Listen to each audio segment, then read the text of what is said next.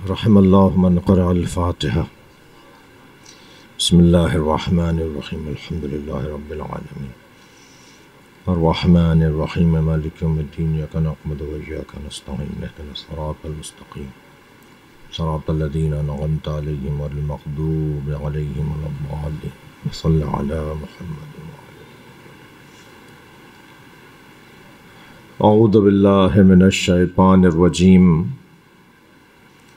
بسم اللہ الرحمن الرحیم الحمد للہ الذی لا یبلغ مدحتہ القائلون ولا یحصی نعماءہ العادون ولا یعدی حقہ المجتہدون الذی لیس لصفتہ حد محدود ولا نعت موجود ولا وقت معدود ولا اجل ممدود فطر الخلائق بقدرته ونشر الرياح برحمته الصلاة والسلام على الرسول المسدد المصطفى العمجد المحمود الأحمد سیدنا و مولانا و مولا الکونین جد الحسن والحسین عانی ابو القاسم محمد اللہم صل علی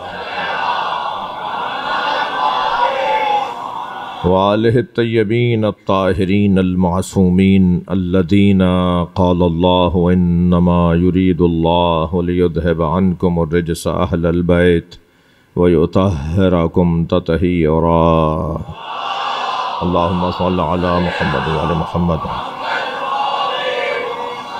ولعنت اللہ علی اعدائہم اجمعین من یوم عداوتہم الى قیام یوم الدین اما بعد قال الحکیم فی قرآن الکریم بسم اللہ الرحمن الرحیم وعد اللہ الذی آمنوا منکم وعاملوا الصالحات لیستخلفنہم فی الارض کما استخلف الذین من قبلہم ولا یبدلنہم من بعد امنہم خوفا ولا یمکننہم لہم الذی ارتضی لہم یعبدوننی ولا یشرکون بی شیئا ومن کفر فاولئک ہم الفاسقون صلوات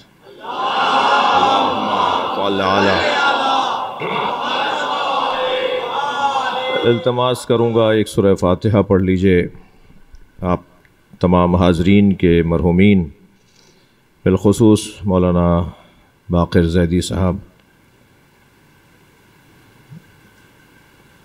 ہمارے اختر بھائی اور عابد صاحب میرے والد جو اس عشرے میں اپنی خدمات ذاکری کے حوالے سے بانیان کے عنوان سے سامعین کے عنوان سے ادا کرتے رہے ان سب کے درجات کی بلندی کے لیے رحم اللہ من قرأ الفاتحہ بسم اللہ الرحمن الرحیم الحمد للہ رب العالمین الرحمن الرحیم مالک یوم الدین ایاک نعبد و ایاک نستعین اهدنا الصراط المستقیم صراط الذین انعمت علیہم غیر المغضوب علیہم ولا الضالین بسم اللہ الرحمن الرحیم قل هو اللہ احد اللہ الصمد لم یلد ولم یولد ولم یکن له کفوا احد بسم اللہ الرحمن الرحیم قل هو اللہ احد اللہ الصمد لم یلد ولم یولد ولم یکن له کفوا احد اللہم صل علی محمد وعلی محمد مغفرت کے لیے بلند تر صلوات پڑھیں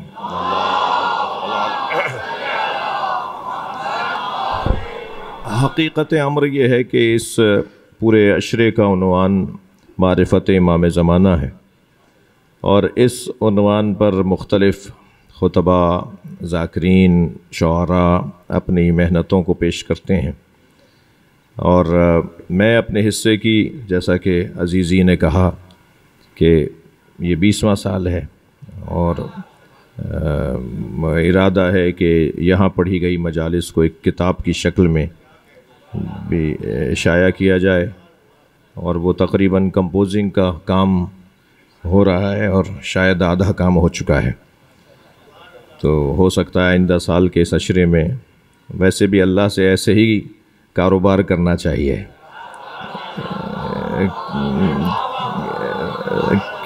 کہ وہ عمر میں، زندگی میں، توفیقات میں برکت عطا کرے۔ بڑی مثالیں ہیں اس کی، بہت زیادہ مثالیں ہیں۔ کتنا بڑا نام ہے تفسیر مجمع البیان مرحوم طبرسی، انہیں تو دفنا دیا تھا نا، انتقال ہو گیا تھا، دفنا دیا تھا، قبر میں تھے، اور ایک مرتبہ اچانک سانس آ گیا۔ یہ ایسی مثالیں تو بہت ہیں، معلوم ہے 3 دن بعد بھی سانس آ گیا، سب نے سمجھا کہ انتقال ہو گیا ہے۔ کئی لوگ اس طرح سے، کئی مثالیں ہیں اس طرح سے۔ تو جب 3 دن بعد سانس آیا ان کا، تو وہ سانس آ گیا جب ان کا، تو اب وہ تو قبر میں بند ہیں، تو انہوں نے وہیں اللہ سے، اللہ پر توکل کیا کہ یا اللہ میں نے طے کیا تھا کہ قرآن کی تفسیر لکھوں گا، اور میری تو رحلت ہو گئی ہے، مجھے تو دفنا دیا، اور اب پہلے نہیں مرا تھا تو اب تو مر ہی جاؤں گا، کیونکہ اب کہاں سانس آئے گا، اب کہاں سے ہوا آئے گی، اب کہاں سے سانس لینے کی کوئی گنجائش ہے۔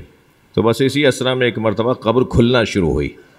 شاید مرحوم طبرسی رحمۃ اللہ علیہ، شاید مرحوم طبرسی رحمۃ اللہ علیہ یہ سمجھ رہے ہوں کہ کوئی ملک، کوئی فرشتہ آیا ہے قبر کو کھولنے کے لیے۔ وہ گورکن تھا، وہ کفن چور تھا، معاف کی جگہ، وہ کفن چور تھا، وہ کفن چرانے کے لیے قبر کھول رہا تھا، اور اس نے اس غرض سے جب کھولا تو، اور انہوں نے جب اس سے بات کی تو سب سے پہلے تو وہی دوڑا، انہوں نے کہا صاحب یہ کیا میں دیکھ رہا ہوں، اور انہیں تو قبر کھلی بھی چاہیے تھی۔ باہر آئے، گھر آئے، زندگی آگے بڑھی، اور پھر ایسی تفسیر لکھی جو ہمارے ہاں تفاسیر اہل بیت میں سب سے ممتاز ترین تفسیر ہے قرآن۔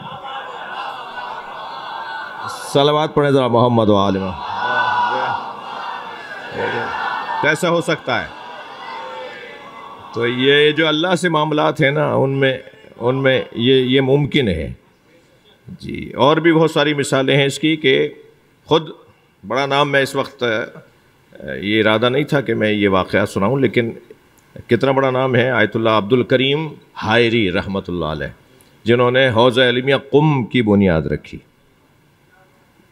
قم کی حوضے کی بنیاد رکھی۔ آج صرف قم کے اندر 150 سے زیادہ مدرسے ہیں ایک شہر میں، اور پوری دنیا کے نجف کے بعد جو سب سے بڑا مرکز ہے شیعت کا، وہ قم ہے۔ ان کا انتقال ہو رہا ہے، ملک الموت کو دیکھ لیا ہے، روح قبض کرنا شروع کر دی، پیروں سے روح نکالنا شروع کی اس نے، سینے سے نکال لی، اور بس اب کچھ ہی رہ گیا ہے کہ ان کی ناک سے انہیں پھول سنگھایا جائے، ان کی روح کو قبض کر لیا جائے۔ تو جیسے وہ کہتے ہیں کہ میرے گردن تک مجھے محسوس ہوا کہ میرے بدن میں اب دم نہیں رہا، تو اچانک آواز آئی کہ حسین ابن علی آ رہے ہیں، اور امام حسین کی اللہم صل علی،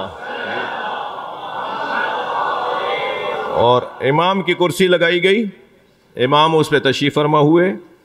یہ کہتے ہیں کہ میں نے حضرت کو سلام کیا اور حضرت سے کہا کہ مولا میں نے یہ سوچا تھا کہ نجف اشرف سے قم جاؤں گا اور قم جا کر وہاں پہلے مدرسے کی بنیاد رکھوں گا، مگر میری تو زندگی ہی مجھ سے وفا نہیں کر رہی، اور میں دنیا سے جا رہا ہوں، میری آرزو پوری نہیں ہو پائی۔ تو حضرت نے میری اس خواہش کو، میری اس درخواست کو سن کے ملک الموت کو دیکھا، وہ کہتے ہیں ملک الموت کو دیکھا، اور فرمایا ہم نے عبد الکریم کو 20 سال عمر دی۔ ہاں 20 سال تو بہت ہوتے ہیں نا مدرسہ بنانے کے لیے، ہم نے عبد الکریم کو 20 سال کی زندگی دے دی، اور وہ 20 سال تک زندہ رہے، اور کوئی تکلیف نہیں تھی انہیں۔ جس دن ان کا 20 سال مکمل ہونے کا آخری دن تھا کہ آج غروب ہو تو 20 سال مکمل ہو جائیں، اس دن انہوں نے صبح سے بتانا شروع کر دیا تھا کہ آج میں دنیا سے چلا جاؤں گا، میری مدت پوری ہو گئی۔ مدرسہ بنایا، اور آج آپ دیکھیں نا کتنا بڑا مرکز ہے قم۔ اور پھر جب غروب ہوا اور مغرب کی نماز پڑھی، اور اس کے بعد باقاعدہ مصلی پر ان کی رحلت ہوئی۔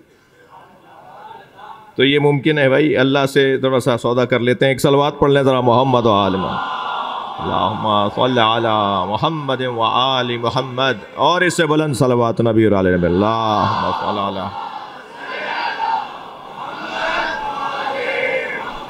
میں نے آپ کے سامنے سورہ مبارکہ نور کی 55ویں آیت پڑھی ہے، اور اس آیت کا عنوان تو ذکر صاحب العصر، ذکر امام زمانہ ہے، معرفت امام زمانہ ہے، لیکن اس کا ایک موضوع خاص بھی ہے، اگر آپ اجازت دیں تو وہ عرض کروں. اور موضوع خاص یہ ہے کہ جس اللہ نے حضرت آدم کو خلیفہ بنایا، جس اللہ نے حضرت داؤد کو خلیفہ بنایا، جس اللہ نے حضرت ہارون کو خلیفہ بنایا، جس اللہ نے مولا علی کو غدیر میں خلیفہ بنایا، وہی اللہ اعلان کر رہا ہے کہ مہدی کو خلیفہ بھی میں بناؤں گا. جی اللہم صلی علی جی تو حضرت خلیفۃ اللہ ہے. امام کے القاب میں ایک روشن لقب خلیفۃ اللہ ہم زیارت نامے میں بھی پڑھتے ہیں. اس آیت کے اندر 6 موضوعات ہیں جو اللہ نے بیان کیے ہیں. سب سے پہلا اعلان ہو رہا ہے وعد اللہ الذین آمنوا منکم وعملوا الصالحات. دوسرا عنوان ہے لَيَسْتَخْلِفَنَّهُمْ فِي الْأَرْضِ كَمَا اسْتَخْلَفَ الَّذِينَ مِنْ قَبْلِهِمْ. تیسرا عنوان وَلَا يُبَدِّلَنَّهُمْ وَلَا يُمَكِّنَنَّهُمْ فِي الْأَرْضِ لَهُمُ الَّذِي ارْتَضَىٰ. چوتھا عنوان ہے وَلَا يُبَدِّلَنَّهُمْ مِنْ بَعْدِ خَوْفِهِمْ أَمْنًا. پانچواں عنوان ہے، توجہ چاہوں گا، یعبدوننی ولا یشرکون بی شیئا. چھٹا عنوان ہے ومن کفر فاولئک هم الفاسقون. ان 6 عنوانوں پر اگر ہم غور کریں تو ایک ایسا ماحول، ایک ایسا منظر بنتا نظر آتا ہے جو سوائے ظہور امام زمانہ کے ممکن ہی نہیں ہے. یعنی یہ آیت واضح طور پر امام کے ظہور کے بعد، امام کے ظہور پر اللہ کی جانب سے قرار دیے جانے والے خلیفہ کے بارے میں. اور اس آیت کو آیہ استخلاف بھی کہتے ہیں. یہ آیہ کریمہ آیہ استخلاف ہے. در حقیقت میرے بچوں جوانوں، یہ جو خلافت ہے یا عنوان خلافت ہے، یہ عنوان امامت سے جدا نہیں ہے. میں لفظوں کو اور بہتر کرتا ہوں. ہمارے ہاں عقیدہ امامت اور عقیدہ خلافت 2 چیزیں نہیں ہیں. ہم خلیفہ کسی اور کو مانے اور امام کسی اور کو مانے، ایسا نہیں ہے. ہم جسے خلیفہ مانتے ہیں اسی کو امام مانتے ہیں، اور ہم جسے امام مانتے ہیں اسی کو خلیفہ مانتے ہیں. یہ جو تقسیم ہے نا، یہ کہیں اور کی، میں تو لفظ کہہ دیتا ہوں، پریشانی کی کوئی بات نہیں ہے، یہ کہیں اور کی سازش ہے کہ خلافت کو اور امامت کو جدا کر دو اور کہہ دو کہ دینی رہنمائی کسی اور کے ہاتھ میں ہے اور سماجی رہنمائی کسی اور کے ہاتھ میں ہے. جی ہم اس سماج کو مانتے ہی نہیں ہیں جس پہ دین حاکم نہ ہو. صلوات پڑھے گا محمد و آل محمد.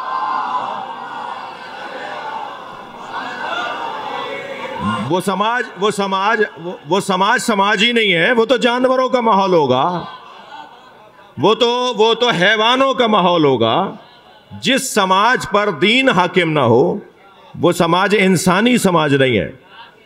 انسانی سماج ہونے کے لیے ضروری ہے میرے عزیز، اس کا اگر ایکو بند کر دو گے تو میرے عزیزوں کو اور آسانی ہو جائے گی. ایک صلوات اور پڑھ لیں نبی کی ذات پر.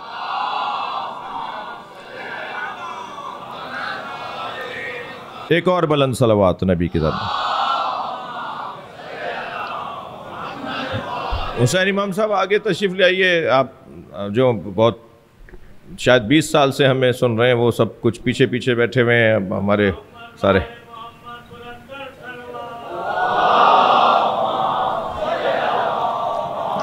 ایک اور صلوات پڑھتے ہوئے تھوڑا سا زحمت فرمائیے. ایک صلوات پڑھتے بھائی.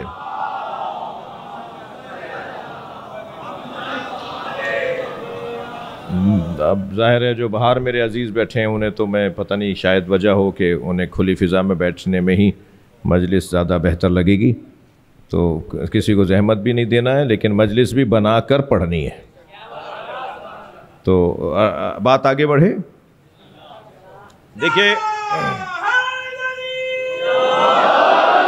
دیکھیے یہ جو آیہ کریمہ ہے نا، یہ مگر میں وہ جملہ پورا کروں کہ امامت اور خلافت دو عنوان نہیں ہیں. امام ہی خلیفہ ہے، خلیفہ ہی امام ہے. ہم مولا علی کو خلیفہ بلا فصل بھی مانتے ہیں اور ہم اسی خلیفہ بلا فصل کو امام بھی مانتے ہیں. ممکن ہے یہ بچہ جوان کہے کہ پھر یہ دو عنوان ضروری کیوں ہیں، یہ دو انداز ضروری کیوں ہیں، پھر آپ خلیفہ کیوں کہہ رہے ہیں، آپ امام ہی بولیے، پھر آپ امام کیوں نہیں کہہ رہے، آپ خلیفہ کیوں کہہ رہے ہیں، امام ہی بولیے، امام کیوں کہہ رہے ہیں، خلیفہ بولیے.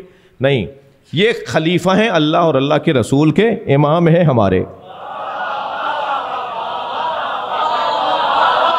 یہ اللہ اور اللہ کے رسول کے امام تو نہیں ہیں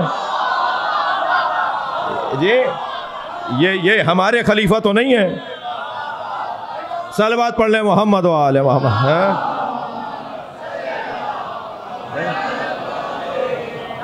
یہ اللہ اور اللہ کے رسول کے خلیفہ اور ہمارے امام، تو در حقیقت ان کا دو طرف سے رشتہ ہے. ان کا اللہ اور اللہ کے رسول سے رشتہ ہے، اور ان کا امت سے اور انسانیت سے رشتہ ہے. امت سے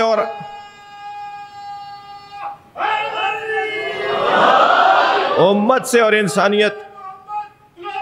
صلوات اللہم صل علی محمد و آل محمد. لہٰذا اب بات اگر امامت کی ہوگی تب خلافت کی ہو رہی ہوگی، اور جب خلافت کی ہو رہی ہوگی تو امامت کی ہو رہی ہوگی. یعنی آیت میں جہاں امامت کی بحث آئے گی تو خود بخود وہ بحث خلافت کی ہے، اور جہاں جہاں خلافت کی بحث آ رہی ہوگی وہاں خود بخود امامت کی بحث ہے. یعنی مثلاً وَإِذِ ابْتَلَىٰ إِبْرَاهِيمَ رَبُّهُ بِكَلِمَاتٍ فَأَتَمَّهُنَّ قَالَ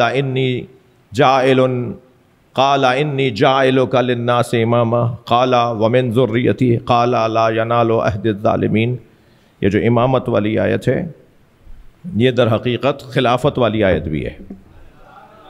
یعنی اسی آیت سے ہم عنوان خلافت کو بھی ثابت کریں گے، کیونکہ اس میں حضرت ابراہیم کو جب اللہ نے امام بنا دیا تو حضرت ابراہیم نے فوراً سوال کیا وَمِن ذُرِّيَّتِي، میری ذریت میں، تو پھر یہ خلافت ہے نا، یہ خلافت کا عنوان ہے. تو جواب آیا کہ لا ینال عہد الظالمین، ہمارا یہ عہدہ خلافت، یہ عہدہ امامت ظالموں تک نہیں پہنچے گا. یہ حضرت ابراہیم کی دعا رد نہیں ہوئی ہے، قبول ہوئی ہے.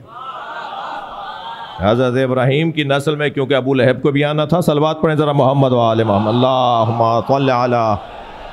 جی تو حضرت ابراہیم کی نسل میں کیونکہ مولا علی کو بھی آنا تھا، تو اب سوال ہو رہا ہے تو اللہ نے تسلی دی کہ تمہاری جو سوچ ہے، جو تم چاہتے ہو ایسا ہی ہوگا. تمہاری نسل میں جو ظالم ہوں گے انہیں امامت نہیں ملے گی، اور ظلم چیونٹی کے منہ سے گندم کے دانے کا چھلکا چھیننا بھی ظلم ہے.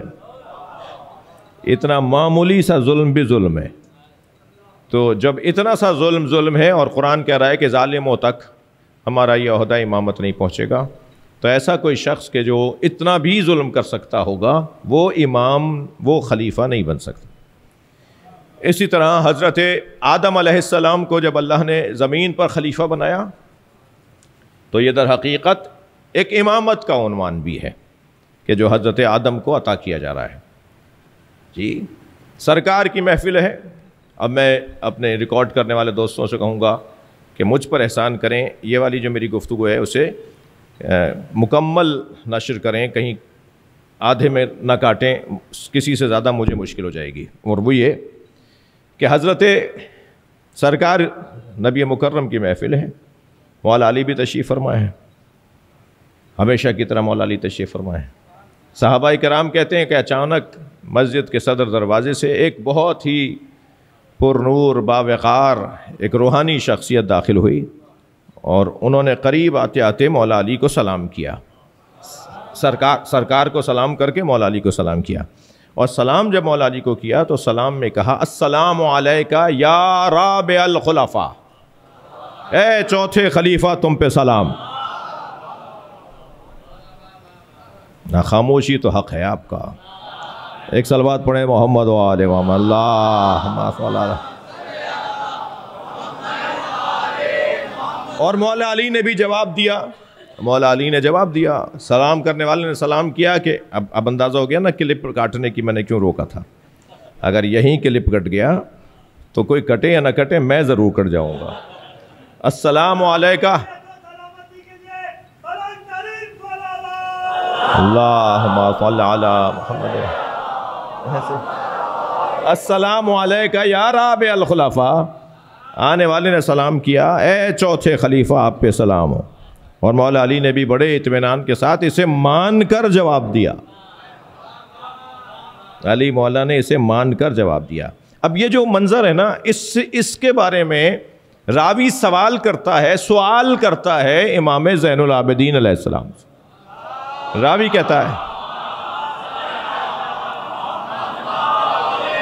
کہتا ہے کہ مولا یہ روایت ہم نے سنی ہے آپ کے جد سے متعلق کہ آپ کے جد کو ایسے کہہ کے سلام کیا گیا، تو حضرت نے فرمایا تمہیں معلوم ہے وہ جو بزرگ باوقار پر نور شخصیت نے آ کے سلام کیا تھا وہ کون تھا؟ کہ مولا آپ اور آپ کے اجداد بہتر جانتے ہیں۔ حضرت نے فرمایا وہ اللہ کے نبی خضر تھے، اللہ کے نبی خضر نے میرے جد علی ابن ابی طالب کو یا رابع الخلفاء کہہ کر سلام کیا۔ کہ مولا اب میں یہ اور جاننا چاہتا ہوں کہ مولا علی چوتھے خلیفہ ہیں؟ حضرت نے فرمایا لا ریب، میرے جد چوتھے خلیفہ ہیں،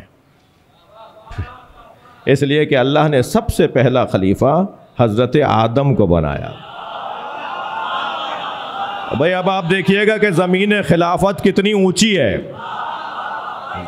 زمین خلافت کتنی اونچی ہے کہ جب کہا گیا اے آدم ہم نے انی جاعل فی الارض خلیفہ، ہم تمہیں زمین پر خلیفہ بنا رہے ہیں، تو قرآن کی زبان میں اللہ کے خلفاء میں سب سے پہلا جسے خلیفہ بنایا گیا وہ حضرت آدم۔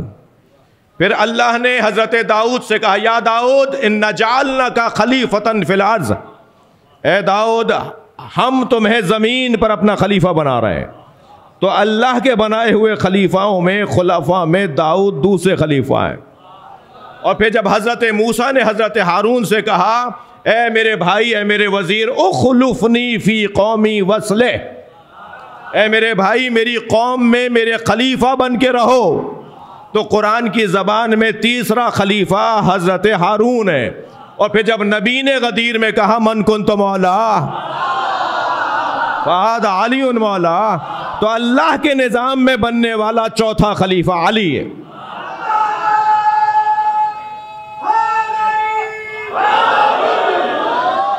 اب آپ دیکھیے ایک اور صلوات نبی اور آل نبی پر اللہ۔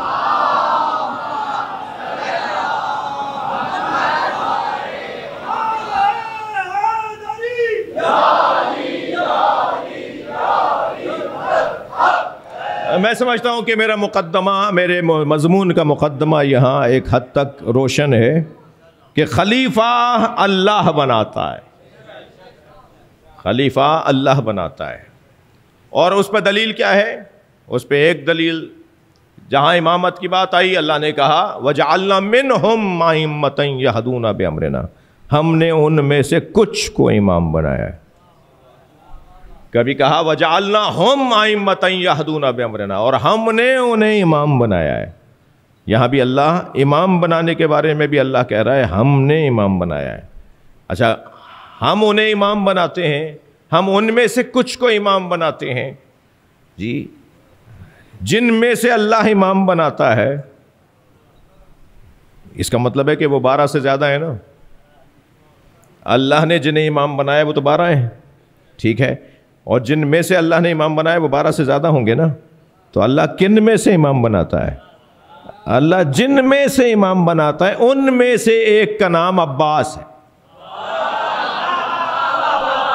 مولا عباس ان میں سے ایک ہیں جنہیں اللہ امام بناتا ہے۔ جیسے علی بھائی استاد قمر جلالوی کا مشہور 2 مصرے، وہ کہتے ہیں مقام حضرت عباس کم نہیں تھا قمر، پلاتی دودھ جو زہرا امام ہو جاتے ہیں۔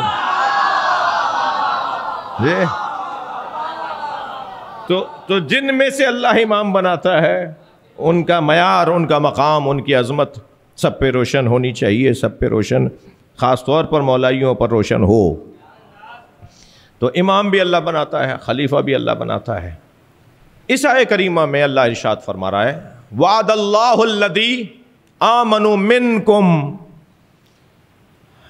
مجھے اجازت دیں کہ اگر گفتگو کوشش ہے کہ طویل نہ ہو، لیکن اگر ہو جائے تو برداشت فرمائیں گے۔ وعد اللہ الذی، اللہم صل علی محمد وآل محمد، آمنوا منکم وعاملوا الصالحات، اللہ کا وعدہ ہے تم میں سے کچھ سے۔ وعد اللہ الذی وعد اللہ الذی آمنوا منکم، تم صاحبان ایمان میں کچھ سے اللہ کا وعدہ ہے، کچھ سے، منکم، کم سب سے نہیں، کچھ سے اللہ کا وعدہ ہے جی۔ اور کون؟ وعاملوا الصالحات، جو عمل صالح انجام دینے والے ہیں، جو صاحبان ایمان ہیں۔ تو صاحبان ایمان میں بھی سب برابر نہیں ہیں، صاحبان کردار میں بھی سب برابر نہیں ہیں۔ آیت پر غور کروں گا تو ایک معارف اور مفاہیم قرآنی کا ایک سمندر ہے جو اس کے اندر سے ظاہر ہوگا۔ منکم ہے، سب نہیں، تم میں سے کچھ، تم میں سے بھی کون؟ جو صاحبان ایمان ہیں اور صاحبان کردار ہیں، ان میں سے کچھ سے اللہ کا وعدہ ہے۔ کیا وعدہ ہے؟ وعدہ یہ ہے کہ لَيَسْتَخْلِفَنَّهُمْ فِي الْأَرْضِ، کہ ہم انہیں زمین پر اپنا خلیفہ بنائیں گے۔ ان میں سے کچھ سے وعدہ ہے جی، ہیں تو ان میں ابو ذر بھی، ہیں تو ان میں سلمان بھی، ہیں تو ان میں مقداد بھی، مگر وعدہ علی سے ہے۔ اب یہ علی اور علی کی اولاد جن سے وعدہ ہو رہا ہے وہ باقی رہے صدیوں بعد تک تو وعدہ انہی سے پورا ہوگا، اور اگر وہ باقی نہیں رہے تو بعد والوں سے، بعد والوں کو وعدہ پورا کر کے دیا جائے گا۔ وعدہ ہو رہا ہے ان لوگوں سے مگر وعدہ پورا ہوگا بعد والوں کے لیے، جس کی دلیل یہ ہے کہ وعد اللہ الذی آمنوا منکم میں ضمیر مخاطب کی ہے، مخاطب کی ہے، مگر جن سے وعدہ پورا ہو رہا ہے وہ ساری ضمیر غائب کی ہیں۔ وعدہ ان سے ہو رہا ہے کہ جو حاضر ہیں، وعدہ پورا ان سے کیا جائے گا جو آج نہیں ہے۔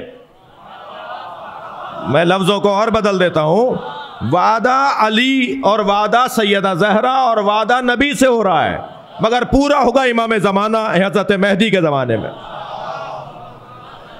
ساری ضمیر غائب کی ہیں، ابھی آیت آپ دیکھیے، اس میں ساری ضمیر غائب کی ہیں۔ اللہ نے وعدہ کیا تم میں سے کچھ سے، اچھا جن سے وعدہ کیا تھا انہی کو پورا کیوں نہیں کیا؟ ان سے ہی پورا کیوں نہیں کیا گیا؟ وعدہ جن سے کیا گیا تھا انہی کے ساتھ یہ وعدہ وفائی کیوں نہیں ہوئی؟ اس لیے کہ اگر یہ زندہ رہتے، بلکہ لفظوں کو بدل دوں، زندہ رہنے دیا جاتا۔ دیکھیے میرے بچوں، جوانوں، معصوم کبھی بھی اپنی طبعی موت، طبعی رحلت نہیں پا سکتا۔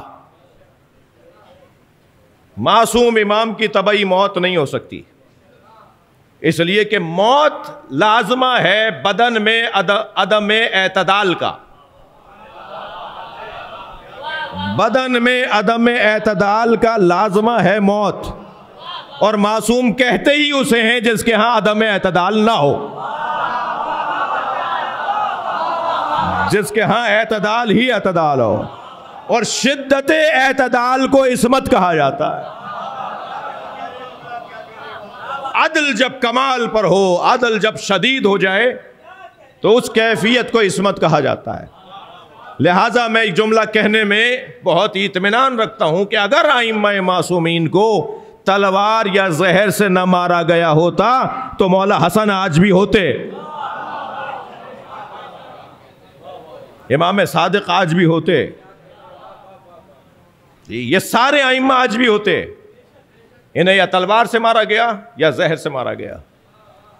کیونکہ طبعی دنیا سے رحلت نہیں ہوئی ہے، طبعی رحلت نہیں ہوئی ہے، انہیں شہید کیا گیا ہے، انہیں مارا گیا ہے. اور یہ ممکن ہے کوئی کہے صاحب یہ مولانا بات تھوڑی سی اور واضح کریں، تو میں اس بچے کے لیے، جوان کے لیے واضح کر دیتا ہوں. جو زہر سے یا تلوار سے مارنے والے شریروں سے دور رہے، زہر یا تلوار سے مارنے والے قاتل شریروں سے جو دور رہے، وہ 4 نبی آج بھی زندہ ہیں. حضرت ادریس، حضرت الیاس، حضرت عیسیٰ، حضرت خضر، یہ تو 4 نبی ہیں میرے بھائیوں کو سمجھانے کے لیے، اور 5ویں کو امام مہدی کہتے ہیں. صلوات پڑھ لیں محمد و آل محمد.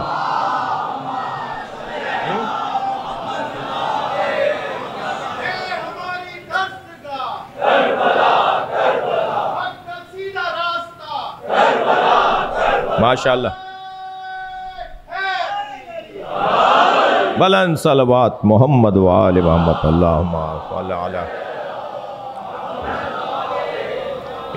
یہ طبعی موت، یہ طبعی رحلت نہیں ہوئی ان کی، یہ شریروں کی زد سے محفوظ رہے، لہذا آج بھی موجود ہیں، آج بھی زندہ ہیں. جی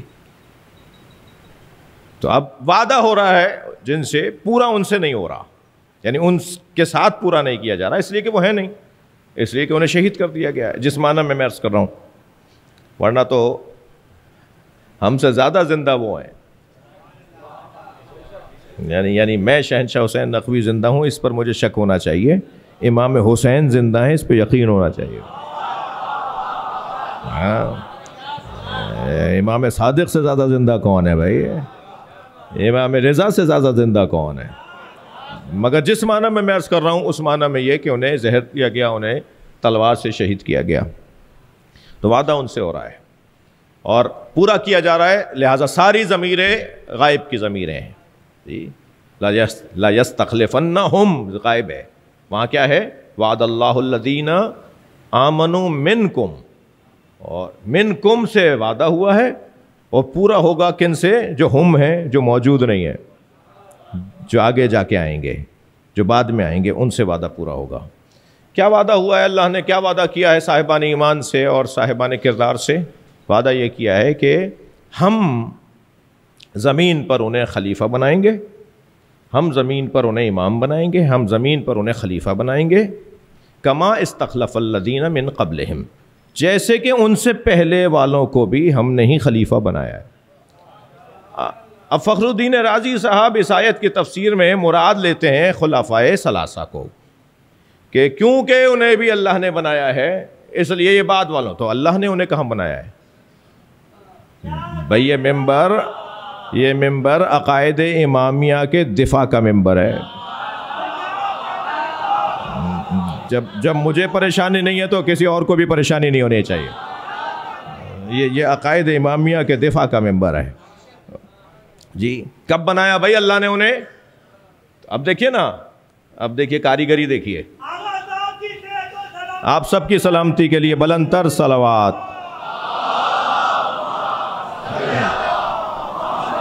کب بنائے بھائی انہیں اللہ نے خلیفہ؟ کہنے لگے نہیں، جب عوام بنا لے، جب لوگ بنا لیں تو گویا اللہ ہی نے بنایا ہے.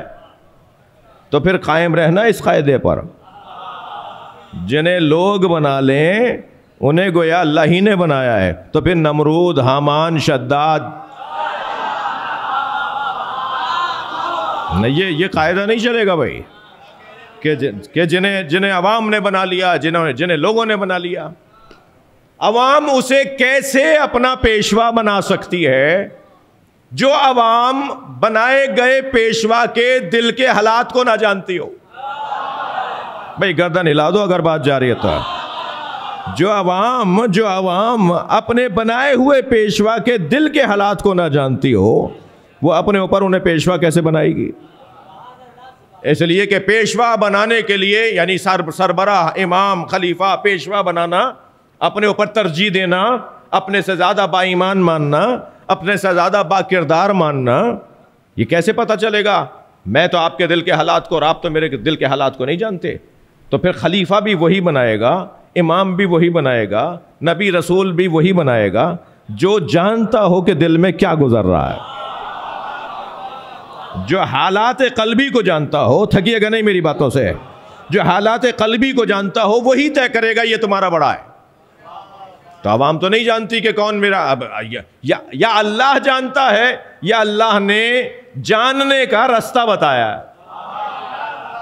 یہ اللہ تو جانتا ہے مگر اللہ نے ہمیں بھی ایک رستہ بتایا، اور وہ رستہ یہ بتایا کہ جب سرکار کی خدمت میں آ کر صحابہ کرام نے کہا رضوان اللہ تعالیٰ علیہم، جب صحابہ کرام نے آ کر کہا یا رسول اللہ لوگ نئے نئے مسلمان ہو رہے ہیں، کیسے طے کریں کہ آنے والا سچا بھی ہے یا نہیں؟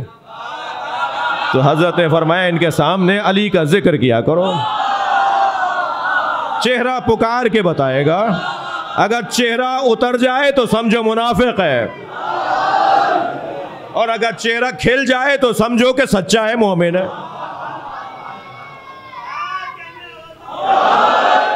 بات روشن ہے. اللہ جانتا ہے نا. تو عوام کا بنایا ہوا، لوگوں کا بنایا ہوا، شورا سے بنایا ہوا. بھائی تھوڑی سی گردن ہلا دو، میں ساری باتیں نہیں بتاؤں گا. شورا سے بنایا ہوا، عوام کا بنایا ہوا، وہ اللہ نے بنایا ہے اسی کو جس کو عوام بنا رہی ہے. یہ قاعدہ قانون نہیں ہے جی. اور قرآن مجید کے اندر ایک آیت نہیں ہے بھائی کہ جہاں پر آ کر کہا کہ ہمارے لیے طالوت کو ملک بنا دیا جائے، حاکم بنا دیا جائے، بلکہ کہا ہمارے لیے جالوت کو بنا دیا جائے، ہمارے لیے فلاں کو بنا دیا جائے. تو انہوں نے کہا نہیں، یہ کام اللہ کا کام ہے. یہ ایک ہفتے کے لیے تو حاکم عوام نہ بنا سکے. میں اور ذرا ان بچوں کی ذہن کو مانوس کرنے والی مثال دے دیتا ہوں. 2 رکعت نماز پڑھانے والا پیش نماز، اسے بنانے کی بھی شرائط ہیں. یا لفظوں کو کہوں کہ جز وقتی امام بھی بنانے کے لیے شرائط ہیں. کل وقتی امام بنانا عوام کے ہاتھ میں کیسے دے دیا جائے گا؟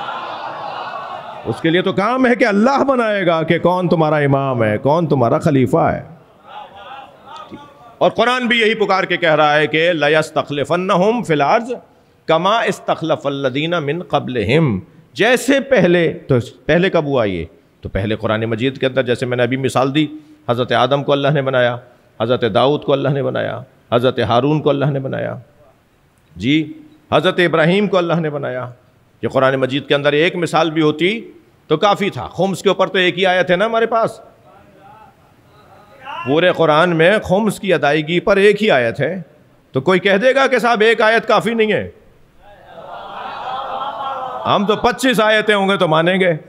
تو جو ماننے والے ہوتے ہیں نا وہ ایک اشارے کو بھی مان لیتے ہیں، اور جو نہیں ماننے والے ہوتے ہیں وہ پورا قرآن بھی نہیں مانتے. یہ کون سی دلیل ہوئی کہ 5 آیتیں ہیں، 4 آیتیں ہیں، 3 آیتیں ہیں؟ ایک آیت بھی اگر ہے کہ ہم بناتے ہیں. صلوات پڑھ لیں محمد و آلہ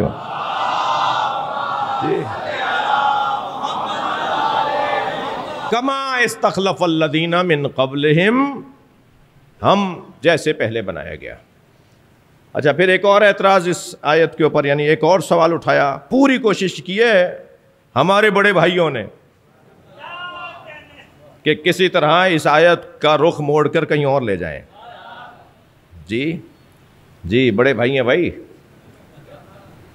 ہماری بڑی بوڑھیاں جب زندہ تھیں، اب تو وہ جو بچیاں تھیں وہ بڑی بوڑھیاں ہو گئی ہیں، تو وہ جب ہمارے بھائیوں کی اذان 8 منٹ پہلے ہوتی ہے تو اس وقت میں وہ آواز دے کر کہتی تھی چھوٹی بیٹیوں سے کہ بیبیوں ذرا دوپٹہ سر پہ رکھ لو، بڑے بھائیوں کی اذان ہو رہی ہے. تو ہمیں تو گھر سے اتحاد کا پیغام ملتا ہے. ہمارے تو گھر کی بڑی بوڑھیاں اتحاد بین المسلمین کا پیغام دیتی ہیں نا جی. یہ ہمارے بڑے بھائی ہیں بھائی. اور یہ اور بات ہے کہ حضرت یوسف کو بھی بڑے بھائیوں نے ہی کنویں میں پھینکا تھا. یہ اور بات، مگر بڑے بھائی ہیں. یہ تو بات روشن ہے. تو اب یہ بڑے بھائیوں نے ایک اور اس آیت کے اوپر اس کے اوپر بات کی ہے، اور وہ بات یہ کی ہے کہ کیونکہ مخاطب کا عنوان ہے, موجود لوگوں کا عنوان ہے, اسی زمانے کے لوگوں سے بات ہے. یہ تم کہاں آخری زمانے میں لے آئے؟ یہ تو اسی زمانے کے لوگوں کے لیے بات ہے, اور یہ تو بات ہی ان لوگوں جن سے ہو رہی ہے انہی کے بارے میں بات ہے. تو بھائی پھر اس پہ بھی قائم رہنا. قرآن مجید میں ایک آیت تو نہیں ہے جو اس زمانے کے لوگوں سے بات کی گئی تھی, مگر آیت اس زمانے میں محدود نہیں ہے. میں بہت ساری آیات طالب علم ہوں قرآن کا, میں 2 مثالیں اس وقت دے دیتا ہوں. مثلا کتب علیکم الصیام کما کتب علی الذین من قبلکم, روزوں کو تم پر فرض قرار دیا گیا جیسے تم سے پہلے والی امتوں پر بھی فرض قرار دیا گیا. تو کیا یہ روزے صرف نبی کے زمانے کے لوگوں پر واجب تھے؟ قیامت تک کے مسلمانوں کے لیے روزے واجب نہیں ہیں. تو آیت تو اس زمانے کی ہے مگر وجوب تو اب تک چل رہا ہے. یا جیسے حضرت نبی مکرم کے بارے میں وَلَقَدْ كَانَ لَكُمْ فِي رَسُولِ اللَّهِ أُسْوَةٌ حَسَنَةٌ, رسول اللہ تمہارے لیے نمونہ عمل ہے. تو کیا صحابہ کرام کے لیے نمونہ عمل تھے؟ جو سرکار کے زمانے کے لوگ تھے انہی کے لیے نمونہ عمل تھے. ہمارے لیے نمونہ عمل نہیں ہے, ہمارے لیے بھی نمونہ عمل ہے. مخاطب اول وہ لوگ تھے مگر آیت محدود اس زمانے کے لیے نہیں ہے.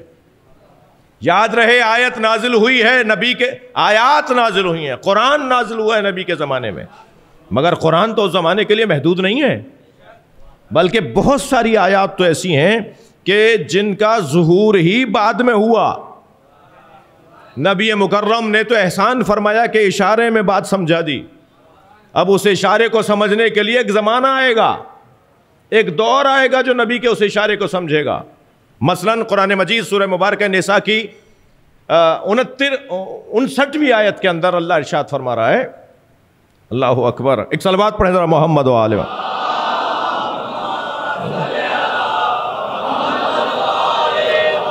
ایک اور بلند صلوات پڑھیں.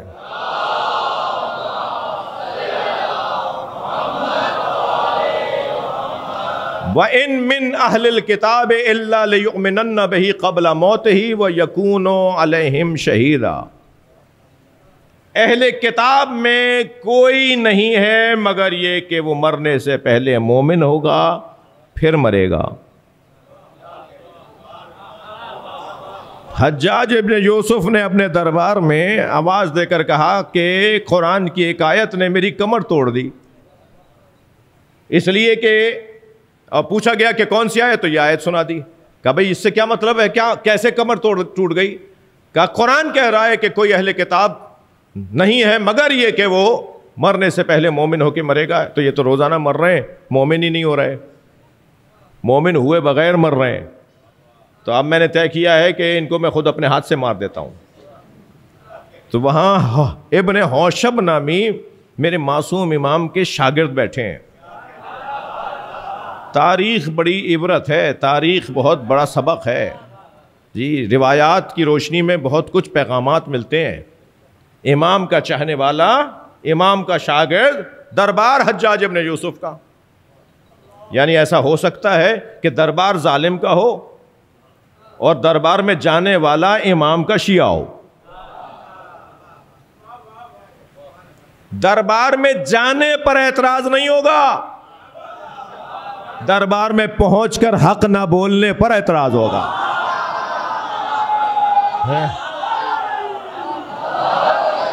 یہ کیا اعتراض ہے؟ یہ کیا اعتراض ہے کہ گئے کیوں؟ صلوات پڑھیں ذرا محمد و آل محمد. ایک مثال تو نہیں ہے. یہ کون سی بات ہے؟ کون سے امام ہے جو دربار میں نہیں گئے؟ امام رضا تو 10 سال تک دربار میں بیٹھے. حضرت ہارون اور حضرت موسیٰ کو تو اللہ نے فرعون کے دربار میں بھیجا. کوئی ایک نبی بتائیں جو دربار میں نہ گیا ہو. دربار میں جانے پر اعتراض نہیں ہوگا, جا کر حق نہ بولنے پر اعتراض ہوگا. اور امام اور نبی اور اماموں سے تو یہ سوال ہی نہیں پیدا ہوتا کہ وہ حق نہیں بولیں گے, وہ تو ہیں ہی حق. سوال ہمارے اور آپ کے اوپر ہوگا کہ اگر گئے تھے تو حق بول کر آئے. صلوات پڑھ لیں ذرا محمد و آل محمد. اللہم صلی علی محمد و آل محمد.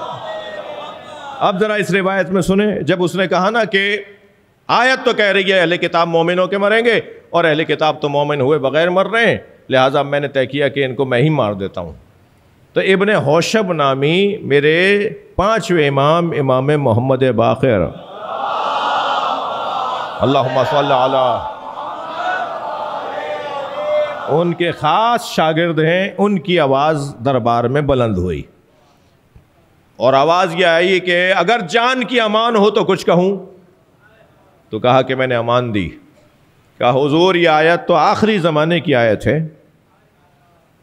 جب حضرت مہدی ظہور فرمائیں گے اور ان کے پیچھے حضرت عیسیٰ نماز پڑھیں گے، اور دنیا کا کوئی یہودی اور عیسائی رہے گا ہی نہیں کہ جو مومن نہ ہو جائے۔ تو اب میں شیعوں کی ایک اور ذمہ داری بیان کر دوں۔ شیعوں کی اتنی سنگین ذمہ داری ہے کہ کل سب کو شیعہ ہونا ہے، لہذا آج کا شیعہ تیاری کرے، مہمان آنے والے ہیں، سب کو شیعہ ہونا ہے، سب کو آنا ہے اہل بیت کے دروازے پر۔ اور امام کے ظہور پر جب حضرت عیسیٰ ان کے پیچھے نماز پڑھیں گے تو حضرت عیسیٰ کی وجہ سے سارے عیسائی اور پھر سارے یہودی دنیا کے، یعنی اہل کتاب، ان من اہل الکتاب، کوئی اہل کتاب یعنی یہودی اور عیسائی، انجیل اور تورات کے ماننے والے، ٹھیک ہے، وہ سب کے سب لیومنن، وہ سب کے سب مومن ہو جائیں گے۔ جی جی، سب کو آنا ہے مولا کے دروازے پر، آج نہیں کل سب علی علی کہیں گے۔ ہاں، آج نہیں کل سب کو آنا ہے۔ بلندتر صلوات۔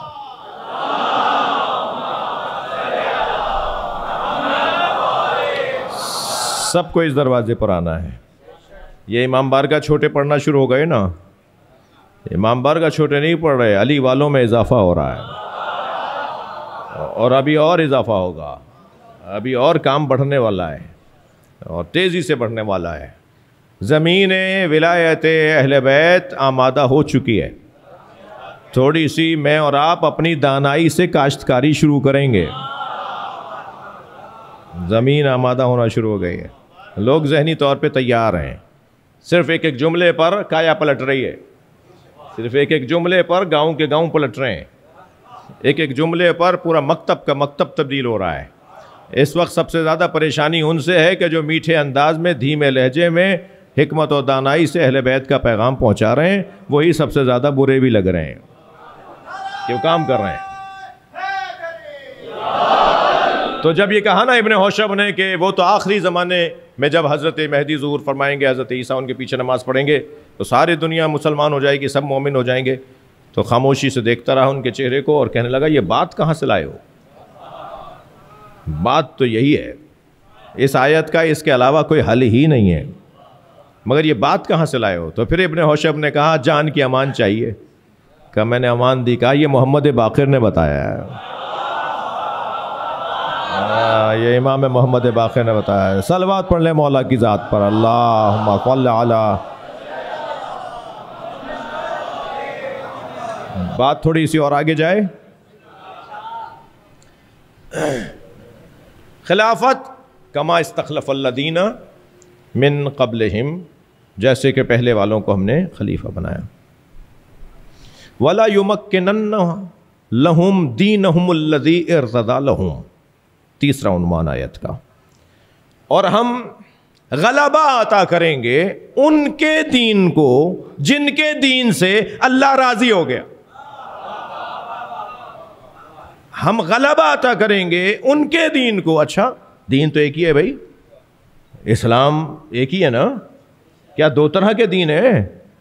ہم ان کے دین کو غلبہ، تمکین عطا کریں گے، غلبہ عطا کریں گے کہ جن کے دین سے اللہ راضی ہو گیا۔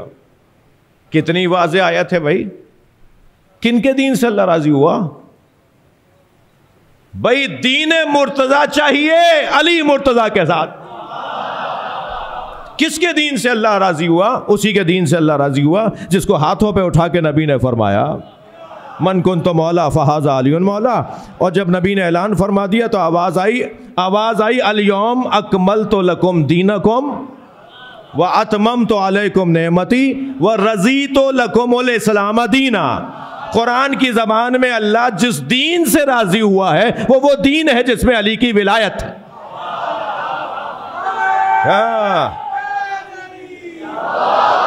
جس دین میں علی مولا کی ولایت ہے اس دین سے اللہ راضی ہوا ہے،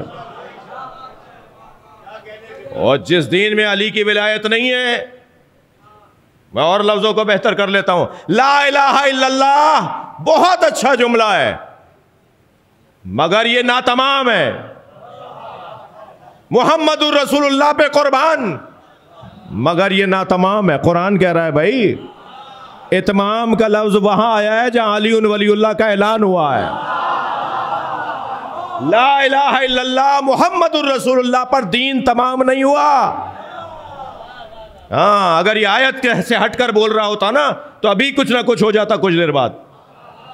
یہ آیت پکار کے کہہ رہی ہے اللہ کا دین تمام ہوا، اللہ کے دین سے اللہ جب راضی ہوا جس دین میں علی کی ولایت کا اعلان ہوا۔ اب مجھے بتائیے،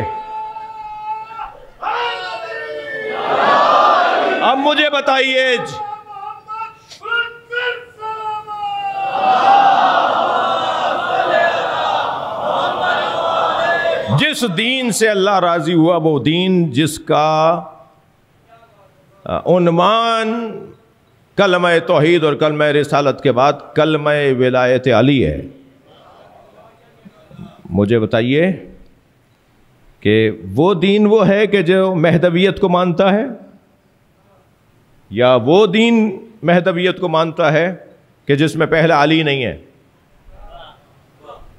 جی ابھی آپ کتاب اٹھا کے دیکھیے، سندھ کے دادو کے ایک شہر کا ایک گاؤں، جو ہی کے علاقے کا ایک پورا گاؤں، کوئی 200 گھروں پر مشتمل، صرف ایک ہمارے جملے پہ شیعہ ہو گیا ہے۔ اور وہ جملہ کیا ہے؟ وہ جملہ یہ کہ میں نے کہا صاحب اپنے کسی بھی عالم کے پاس جا کر پوچھو کہ نبی نے جو فرمایا کہ میرے 12 خلیفہ میرے 12 جانشین ہوں گے، ان میں آپ کے 12 جانشینوں میں 12 خلفاء میں آپ کے ہاں یزید ہے یا نہیں؟ چھٹا یزید ہے۔ ان 12 نبی کے جانشینوں میں نبی نے فرمایا یہ تو طے ہے، سنی شیعہ سارا عالم اسلام مانتا ہے کہ سرکار نے فرمایا میرے 12 جانشین ہیں اور 12ویں پہ قیامت آئے گی، میرے 12 خلیفہ ہیں، اسنا عشرہ ہمارے علاوہ سب بند گلی میں کھڑے ہیں۔ بھائی میں تو ایسے ہی بولتا ہوں، میرے پاس تو یہی الفاظ ہیں، ہمارے علاوہ سب بند گلی میں کھڑے ہیں۔ سرکار نے فرمایا میرے 12 جانشین ہوں گے، تو کسی کے 52 ہو گئے، کسی کے 58 ہو گئے، کسی کے 48 ہو گئے، صرف ایک مسلمانوں میں نظریہ ہے جو 12ویں پہ رکا ہوا ہے، باقی سب بند گلی میں کھڑے ہیں، کوئی رستہ نہیں ہے ان کے پاس جانے کا۔ جی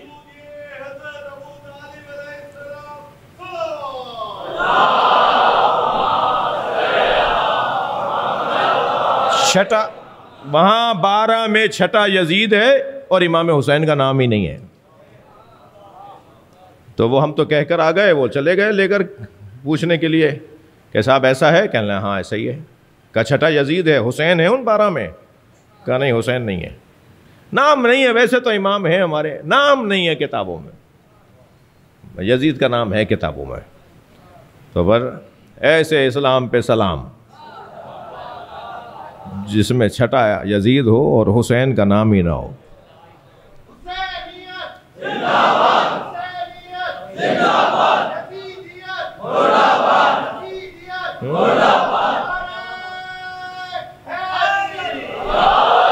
اور بلند صلوات نبی کی ذات پہ۔ لہذا وہ کون سا دین وہ جو ولایت علی والا دین ہے، اس دین کو اللہ غلبہ عطا کرے گا، علی کی ولایت والے دین کو اللہ غلبہ عطا کرے گا۔ اللہ کو وہ اسلام چاہیے جس میں مولا علی کی ولایت ہو، جس میں مولا علی کو مانا جاتا ہو، وہ دین ہے۔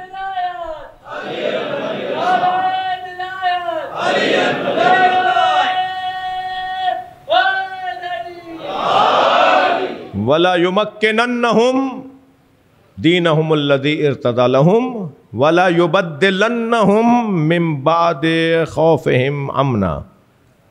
اور وعدہ کن لوگوں سے ہو رہا ہے؟ وعدے کی وفا کن لوگوں سے؟ کہ جن کے ہاں خوف کی حاکمیت کے بعد اس خوف کی حاکمیت کو ختم کیا جائے گا.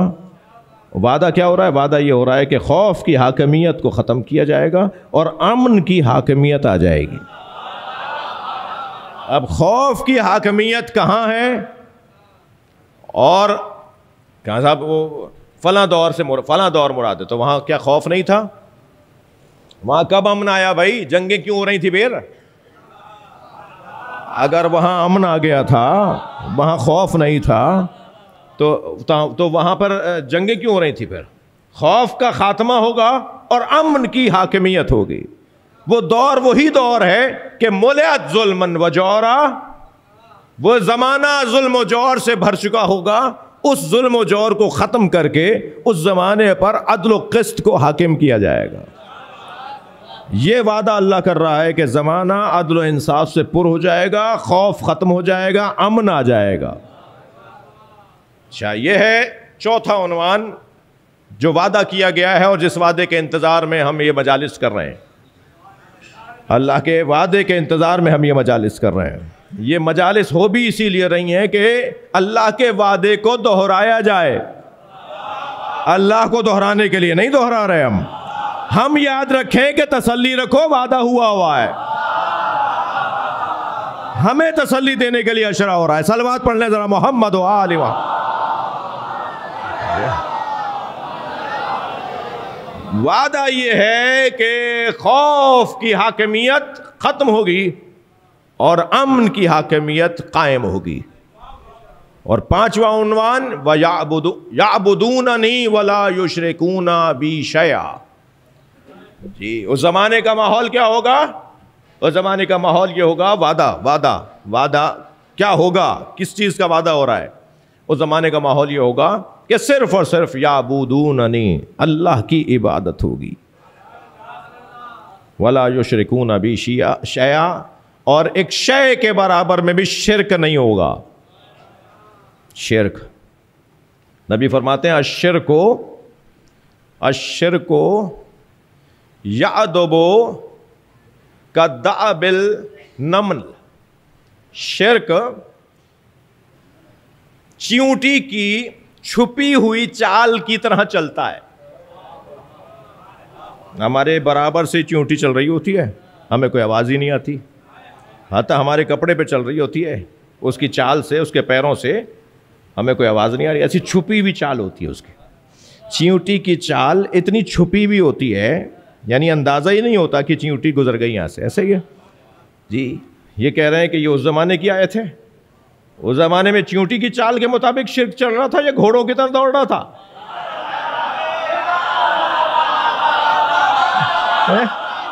اس زمانے تو بھائی گھوڑوں کی طرح شرک دوڑ رہا تھا.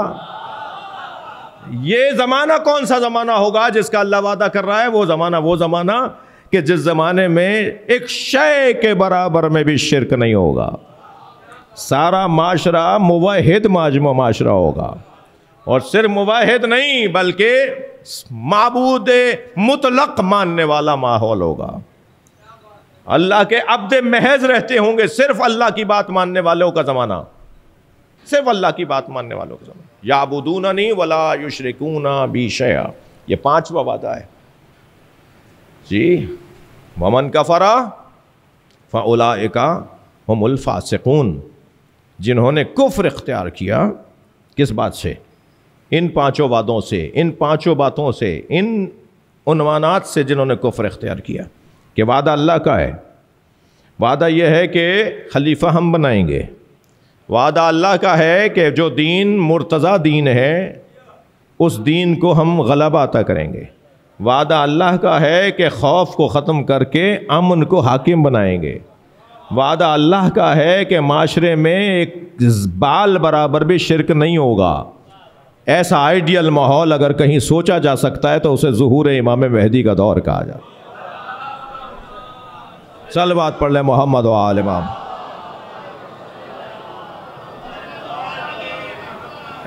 ایسا ماحول جبھی ہوگا، جبھی ممکن ہوگا کہ جب امام ظہور فرمائیں گے. اور امام کے زمانے یعنی اس وعدے کو ومن کفرا، جنہوں نے اس بات کا انکار کیا کہ ایسا ہوگا، اولئک هم الفاسقون، یہی بے دین ہے، فاسق ہے. یہی بے دین ہے، یہی فاسق ہے۔ فسق علنی گناہ کو کہا جاتا ہے نا، فاسق جو علنی گناہ کرتا ہو، جو نہیں مان رہا اس بات کو، اللہ اسے فاسق کہہ رہا ہے۔ اور اس چیز سے کفر، کس چیز سے؟ اللہ کے وعدے سے کفر۔ یہ سارا مجمع، یہ سارے احباب، یہ محترم لوگ یہاں بیٹھے اور بعد میں سننے والے، یہ سب کے سب اللہ کے وعدے کے منتظر ہیں۔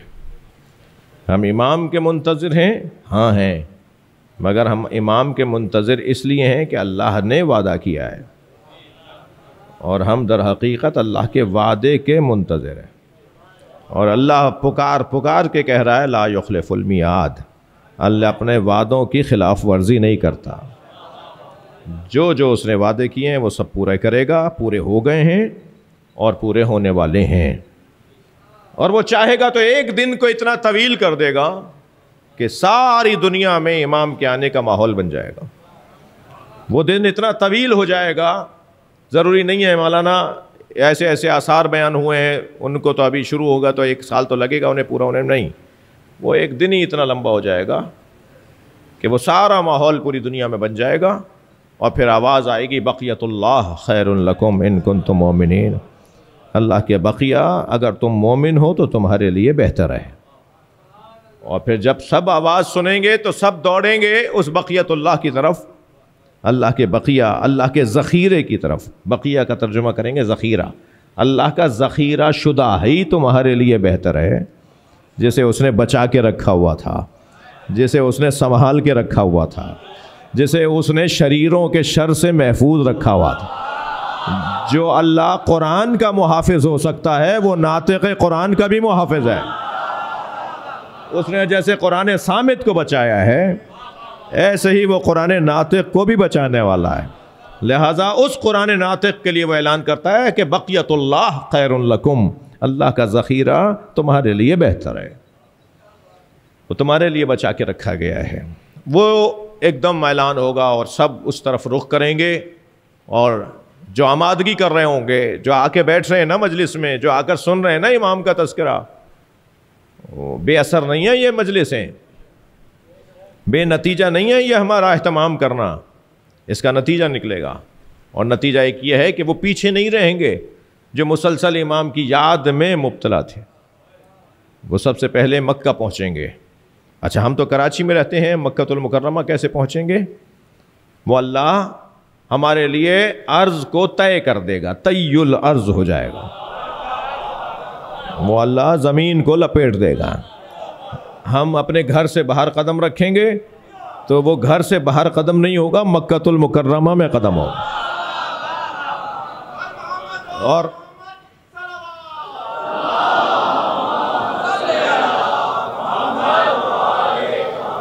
اور پھر حضرت کا دیدار ہوگا، پھر حضرت کے ساتھ سب مل کر میرے عزیزوں سب چلیں گے سب سے پہلے امام حسین کے مزار پر، امام حسین کے گنبد سے امام زمانہ سرخ پرچم اتاریں گے، اور پھر وہ پرچم لے کر آپ پہلی نماز جماعت وہ پڑھائیں گے نجف میں، کوفہ میں۔ جی نجف کا اصلی نام جو روایات میں آیا ہے، نجف اس روایات میں نام نہیں آیا ہے، نجف کا نام کوفہ ہے۔ جی کوفہ میں پہلی نماز پڑھائیں گے، مسجد کوفہ میں آپ کا قیام ہوگا، پھر مسجد سہلہ کو آپ دارالحکومت بنائیں گے۔ آپ کی پوری دنیا کی جو حکومتی امور ہوں گے وہ مسجد سہلہ سے چلیں گے، مسجد سہلہ دارالحکومت ہوگا امام زمانہ کا۔ اللہ آپ کو مجھے مسجد سہلہ بار بار لے جائے، اور وہاں سے حضرت مسجد کوفہ میں نماز پڑھائیں گے، اور کوفے میں نماز ہوگی جب حضرت مہدی علیہ السلام کے پیچھے حضرت عیسیٰ کے کھڑے ہوں گے، وہ یہ والی نماز ہوگی، اور پھر بصرے تک صفیں لگیں گی۔ جو آج کوفہ اور بصرے کا فاصلہ ہے وہ تصور میں لے کر آئیے، سینکڑوں میل کے فاصلے تک صفیں لگیں گی، اور وہ پہلی نماز میں وہی لوگ پہنچیں گے جو آمادگی پہلے سے کر رہے ہوں گے، انشاءاللہ آپ لوگ اور انشاءاللہ آپ کی وجہ سے مجھ جیسے لوگ جی وہ پہلی صف میں اور یعنی پہلی جماعت کے اندر امام کے ساتھ شریک ہوں گے، اور پھر دنیا عدل و انصاف سے پر ہوتی چلی جائے گی۔ مجھے تو موجودہ عالمی خاص طور پہ مسلمانوں کے حالات، فلسطین کے حالات، جی پارا چنار کے حالات، فلسطین کے حالات دیکھ کر، لبنان میں جو کچھ ہوا، مجھے تو امام کے آنے کی خوشبو آ رہی ہے۔ بس جلدی ہے وقت، جلدی وقت ہے، شاید ہم حضرت کا دور دیکھیں گے، اور اگر ہم نہیں دیکھ پائے اور ہماری موت واقع ہو گئی تو اسی آرزو کے ساتھ مرنا بہتر ہے۔ اس لیے کہ روایت کہتی ہے پھر ان لوگوں کو رجعت کے ذریعے سے اٹھایا جائے گا جو اس آرزو میں مر گئے کہ امام کا دیدار ہمیں نصیب ہو جاتا۔ زمانہ ظلم و جور سے بھرتا چلا جا رہا ہے، روزانہ ظلم کی داستان سننے کو ملتی ہے۔ کم سے کم حسین ابن علی پہ رونے والے وہ ظلم کا حصہ نہیں بنتے، وہ پریشانی اٹھا لیتے ہیں، دکھ اٹھا لیتے ہیں، مگر ظالموں کے ساتھ نہیں کھڑے ہوتے، اس لیے کہ ظلم و جور کا خاتمہ ہونا ہے، عدل و انصاف سے زمانہ پر ہونا ہے۔ تو کبھی بھی حسین مولا پہ رونے والے ظالموں کے ساتھ نہیں کھڑے ہو سکتے۔ قاعدہ ہے، قانون ہے، کلیہ ہے۔ اور پھر جب ہم انشاءاللہ امام کے لشکر میں ہوں گے، منفی باتیں ذہن سے نکالیں میرے بچے، میں آپ سے بات کر رہا ہوں، اپنے ذہن سے منفی باتیں نکالیں، ہم کہاں ہوں گے، ہم کیوں ہوں گے، ہمارا کہاں مقام ہے، نہیں مثبت سوچیے، نہیں ہم ہی ہوں گے۔ ہاں شرائط کو پورا کرنا تو پھر کام ہے نا میرا، وہ صفات کو پورا کرنا تو ہمارا کام ہے نا، لیکن مایوس ہونا ہمارا کام نہیں ہے، ہمیں مایوس ہونے سے روکا گیا ہے۔ اور جب امام زمانہ امام حسین کے حرم میں داخل ہوں گے تو پہلے تو آپ کی ذریح کو پکڑ کر زیارت ناہیہ پڑھیں گے، زیارت ناہیہ پڑھیں گے۔ اللہ آپ کو مجھے بار بار کربلا لے جائے۔ اب کی دفعہ جب کربلا جائیں نا، حرم میں اندر بیٹھ کر زیارت ناہیہ کو ضرور پڑھیے گا۔ تھوڑی سی طویل زیارت ضرور ہے، مگر پوری زیارت مرثیہ ہے امام حسین کا، جو امام زمانہ کی زبان سے جاری ہوا ہے۔ السلام علی رؤوس العاریات، سلام ہو ان سروں پر جن سے چادریں اتار لے گئے۔ اجرکم اللہ، اجرکم اللہ۔ اللہ آپ کو کسی غم میں نہ رلائے سوائے غم اہل بیت میں، ہمیں رونے رلانے والوں میں قرار دے۔ رؤوس العاریات، السلام علی قتیل العبرات، سلام ہو اس حسین پر جس کا نام لینے پر آنکھوں میں آنسو آ جاتا، سلام ہو اس مظلوم پر، سلام ہو اس مقتول پر، سلام ہو اس مذبوح بالقفا پر کہ جن کا نام لینے پہ آنکھوں میں آنسو آ جاتے ہیں۔ ان جملوں میں ایک جملہ تو ایسا ہے کہ انسان آنکھوں میں آنسو آئے بغیر رہتے نہیں ہیں، انسان رہ نہیں سکتا کہ آنکھوں میں آنسو نہ آئیں، اور وہ جملہ یہ ہے، السلام علی خد الطریب، سلام ہو اس رخسار پر جس پہ مٹی لگ گئی تھی۔ اللہ آپ کو کسی غم میں نہ رلائے۔ سلام ہو ان رخساروں پر، اس رخسار پر۔ میں نے بہت سمجھنا چاہا کہ آخر یہ امام زمانہ نے کیا فرمایا ہے۔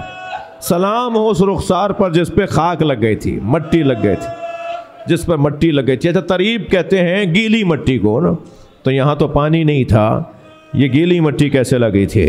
مجھے تو بس اس وقت میں یہ بات روشن ہوئی کہ جب امام حسین کے بدن مبارک کے حالات کو مقتل نے لکھا، امام کے سر سے خون نکل رہا تھا، امام کی پیشانی پر تلوار لگی تھی، امام کے سینے پہ تیر لگا تھا۔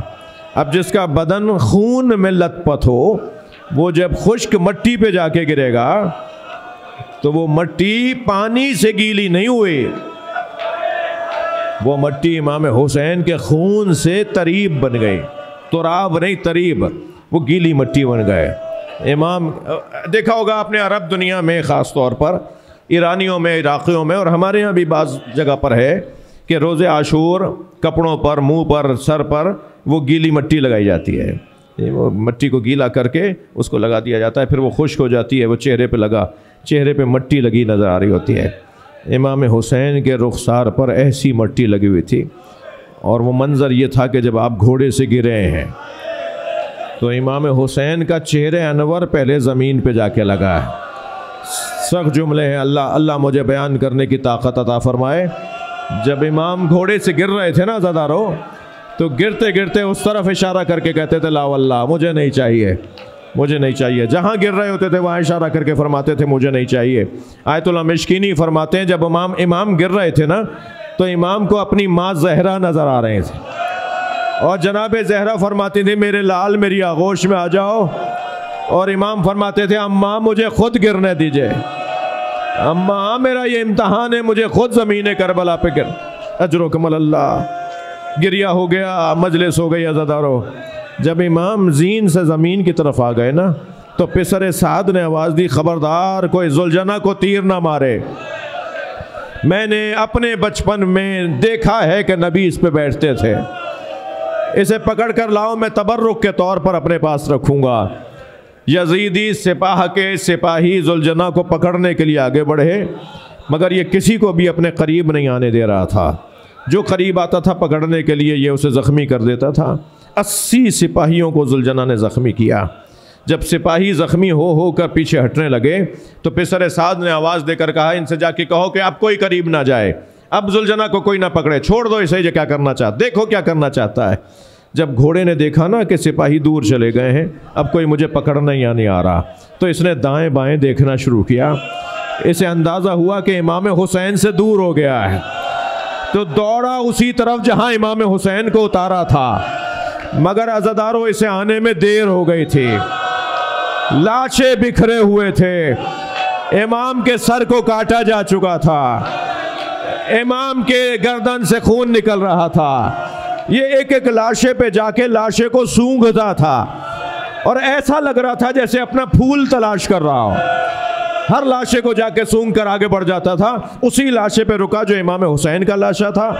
امام کی رگوں سے جو خون نکل رہا تھا اس نے اسے اپنے پیشانی پہ ملا، اور پھر زمین کربلا پہ پیر مارنے لگا جیسے ماتم کر رہا، اور پھر ماتم کرتے کرتے ایک مرتبہ دوڑا ہے خیموں کی طرف، اور خیموں کے قریب جا کے بھی دوڑ لگا رہا تھا، گویا ڈھونڈ رہا تھا سکینہ کہاں، اور اسی خیمے پہ جا کے رکا جس میں سکینہ تھی، اور جب زور زور سے پیر مارنے لگا تو جناب سکینہ باہر آئیں، گھوڑے نے گردن جھکا دی، بی بی نے اس کے سر پہ ہاتھ رکھا اور ایک ہی سوال کیا، یا جواد ابی حل سقیا ابی ام قتلا اچھانا، اے میرے بابا کے با وفا گھوڑے مجھے اتنا بتا پانی پلا کر مارا؟ میرا بابا پیاسا بہت تھا۔ اللہ لعنت اللہ علی الظالمین۔ یا اللہ ان آوازوں پہ رحمت نازل فرما، رونے والوں کی توفیقات میں اضافہ فرما۔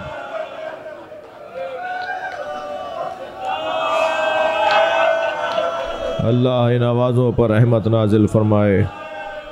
یا اللہ امام کے ظہور میں تعجیل فرما، تعجیل فرما، تعجیل فرما، ہمیں حضرت کے نوکروں خادموں میں شمار فرما۔ 20 سال گزر گئے مولا کی یاد میں، اس عشرے کے انعقاد میں، اس کے انعقاد کی صورت 20 سال سے ہے۔ جتنے بھی یہاں پڑھنے آئے ہیں، پڑھ رہے ہیں، سننے آتے ہیں، یا اللہ ان سب کو امام مہدی کے لشکر میں، سپاہیوں میں شمار فرما، امام کے نوکروں خادموں میں شمار فرما۔ خاص طور پر بانیان عشرہ، اہتمام کرنے والے عزیزوں، حصہ ڈالنے والے عزیزوں، اس خانوادے کہ تمام تر توفیقات، تمام تر رزق، علم اور توفیقات میں اضافے کو یا اللہ مزید فرما، ہم سب کی عاقبت بخیر فرما، امور مسلمین کی اصلاح فرما، امام زمانہ کے ظہور میں تعجیل فرما، تعجیل فرما، تعجیل فرما، تعجیل فرما۔ دعا کی قبولیت کے لیے بلند تر صلوات۔ اللہم صل علی